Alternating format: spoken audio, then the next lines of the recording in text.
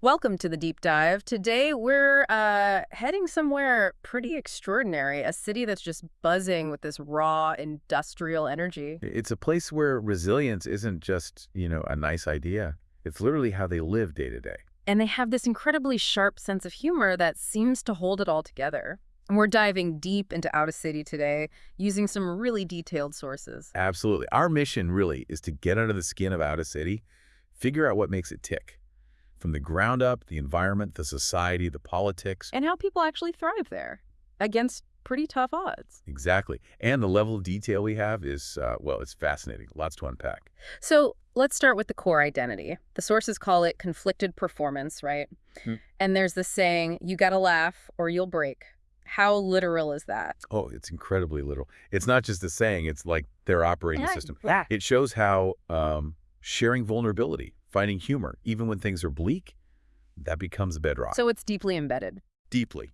It's in everyday chats, big city events, everything. Humor isn't just for fun. It's a survival tool, a sign of strength. Especially for a city this size, 5 million people, right in the middle of things.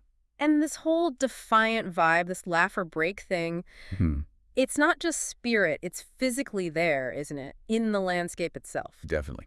The environment made them this way. Let's talk about that. It's on a lakeshore, river junction, industrial docks everywhere, reclaimed land, these rugged neighborhoods. Yeah, and then further inland, you get these low bluffs, some pine and spruce forests sort of fringing the edges. And the climate played a huge role. Oh, absolutely. It's continental, but lake modified.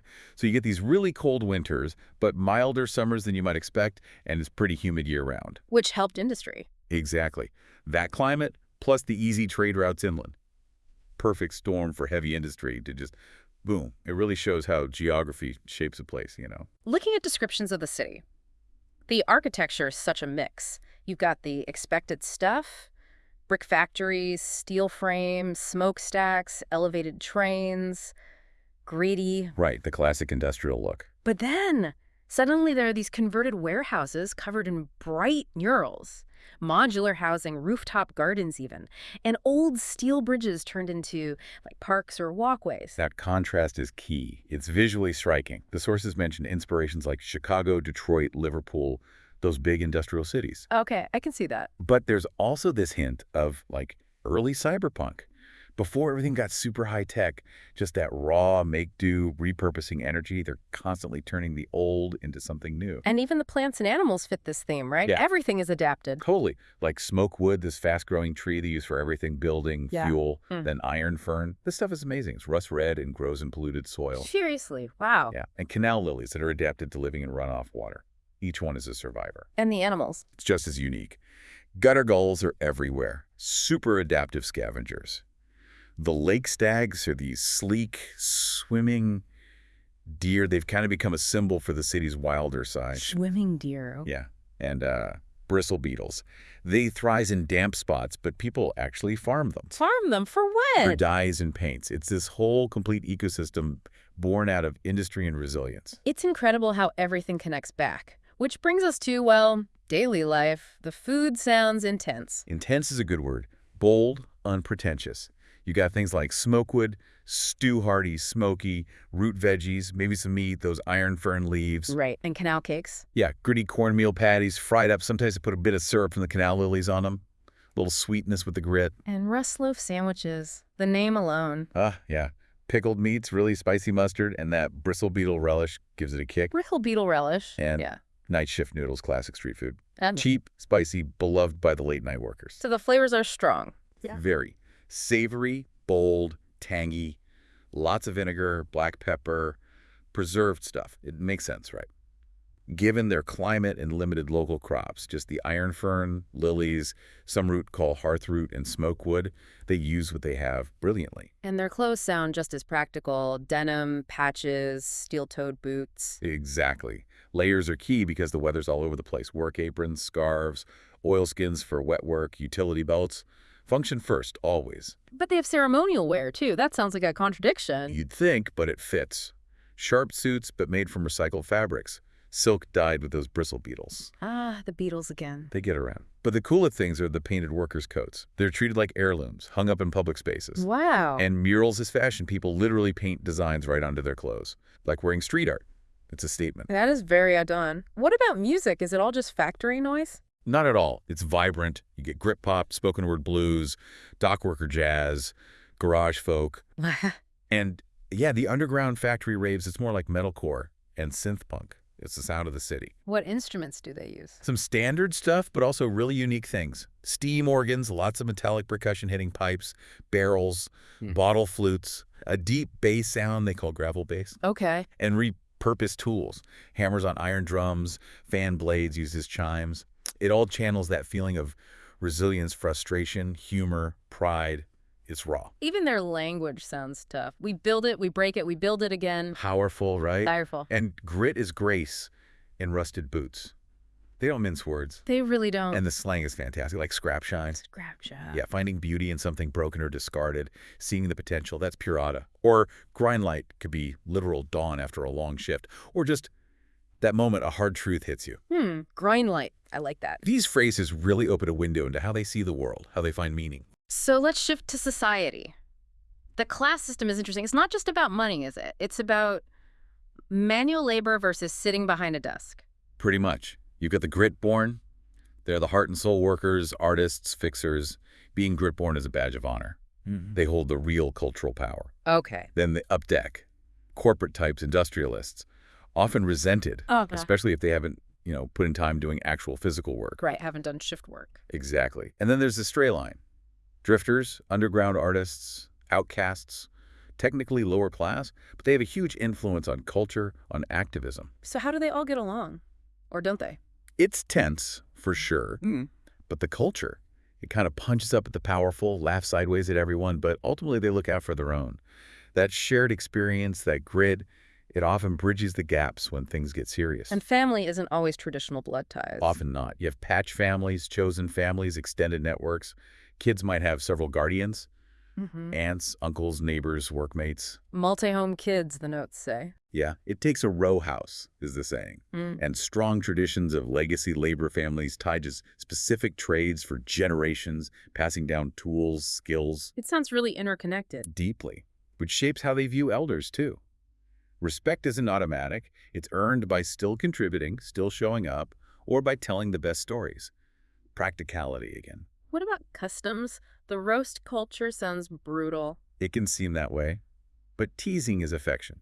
If they don't make fun of you, it means they don't trust you yet. You gotta be able to take it and give it back. Okay, that makes sense in context. And the parade of coats. Yeah, that's beautiful. Retired workers hang up their old, paint-splattered work coats in alleys or union halls. New workers tag them as a sign of respect. It's like a living memorial. And laugh nights. Informal open mics, comedy, music, just venting. Happens in old factories, on tape passes. It's pure catharsis. So what values underpin all this? Things like loyalty over clean records.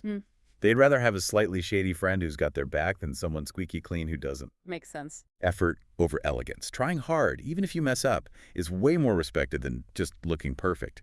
And the biggest sin, don't pretend to be above it. Acting superior gets you taken down a peg fast. Everyone's in the muck together. All right, politics. Formally, there's a city tribunal. But the real power seems to be this messy but functional triad. Exactly. The tribunal exists, yes. But functionally, power is split, maybe not evenly between them. The trades assembly, which is basically the unions and guilds, very powerful, and this shadowy underground bloc. Which is artists, activists, black market folks. Right. And they don't have, formal meetings. They check and balance each other almost by accident, out of necessity. Right. No one group can really dominate for long because the other two will push back. It's messy, but it prevents tyranny, maybe. Keeps things interesting. Definitely chaotic, but dynamic. And there are factions within that. Oh, yeah. The Gritseed Coalition, very pro-worker. The Iron Watch Syndic's pro-industry, pro-growth, but people don't trust their corporate links. The Gleamline Circle, mysterious underground influencers, whistleblowers, and the Firelane Trust. They want modernization, surveillance, generally hated by locals. Their stuff gets sabotaged or just openly mocked all the time.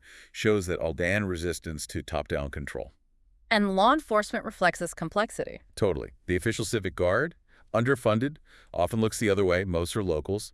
Then you have the trades enforcers appointed by the unions. They're the unofficial peacekeepers, mediating disputes, much more respected. And gutter spies, are they real? Sources say they're rumored. Information brokers, loyal to no one. Adds another layer of intrigue, doesn't it? It really does. The justice system itself, no courtrooms mostly. Very few. Disputes get settled in public forums, union halls. Trials, when they happen, are like theater pieces in old warehouses or under bridges. The audience actually shops stuff out, influences things. Wild. And graffiti as a civic tool? Spray it true. Yeah, it's maybe the most Audan thing. It's a legitimate way to whistleblow. If you see corruption, you spray the truth on a wall anonymously. It's accepted. How does that even work long term? It speaks to their whole political culture. It's cynical. They don't trust the system. But it's also super participatory. People show up, they protest, but often through music, comedy, satire. Informality and directness are valued.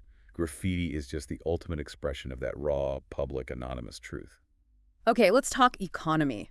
Still heavy industry at its core. Yeah, manufacturing basic stuff, machine parts, rail components, known for being rough, but incredibly reliable. They export that stuff. But the real key seems to be fixing things. Reclamation. Absolutely crucial. Nothing is wasted. Scrap metal, broken electronics, old textiles, it all gets reforged, repurposed, upcycled into something else. Tools, art, instruments, you name it. Otis steel, meaning repaired better than new. Exactly. It's like a badge of honor. It's a circular economy, basically, but born from grit, not some fancy policy paper. And they export culture, too. Big time. Their satirical plays, the underground music scene, that industrial fashion sense, the spoken word poets, other places lap it up.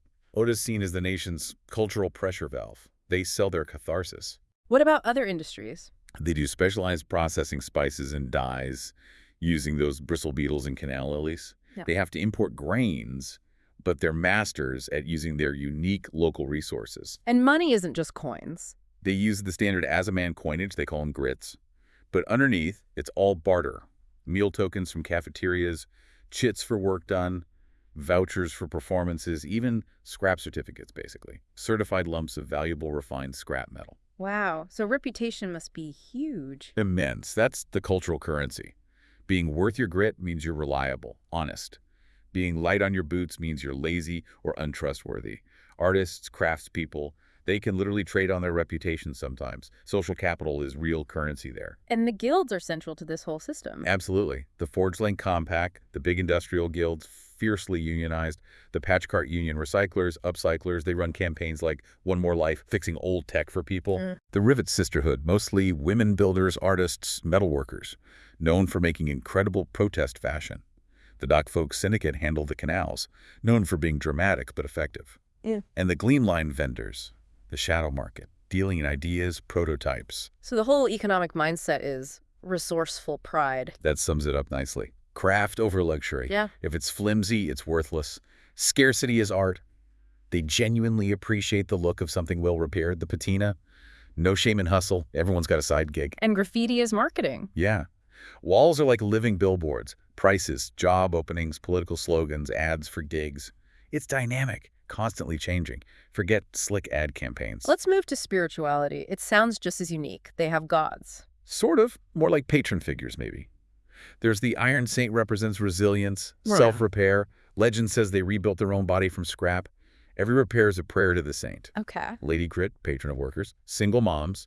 Doesn't give blessings. The saying goes she gives breaks, meaning she gives you the chance, the opening, but you got to do the work. Very Audan.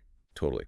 Then the Laughing Spark, a trickster figure, inspires improv, helps with accidents.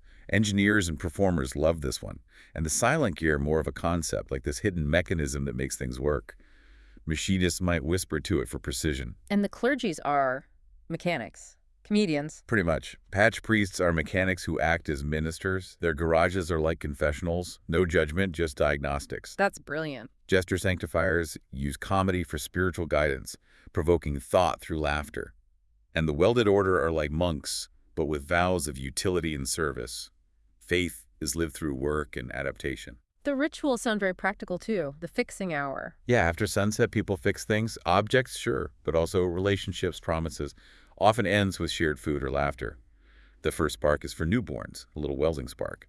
Rite of Scrap Light involves making sculptures or lamps from a loved one's tools after they pass. And Laugh Fast, a day of silence followed by comedy. Quarterly ritual to burn out the rust in the soul, they say. Deal with the accumulated stress and grief through enforced silence, then explosive laughter. Intense, but probably very necessary. Wow. And their festivals? They mirror this. Gritwake celebrates surviving winter scrap effigies, fire dances. Brake Light Parade uses broken machines turned into glowing floats with bristle beetle dye. Rustbliss is quieter gratitude, mourning, community repair projects, always tying back to survival, repair, community. Okay, last bet defense. The city itself sounds like a fortress. The Iron Belt. Yeah, a defensive ring of repurposed freight yards, junkyards, they can lock the city down fast. Rooftops are weaponized. Old cranes become sniper nests. They use firework cannons.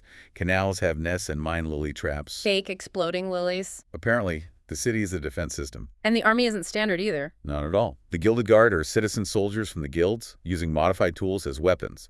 Think boilermakers with steam cannons, electricians with wire lassos. Seriously. That's incredible. The Spark Watch are elite mobile units on scrap bikes and trains. And then the Laughing Line, psychological warfare troops using noise cannons, coded jokes. It's pure Auda. Their tactics sound unconventional, too. Very.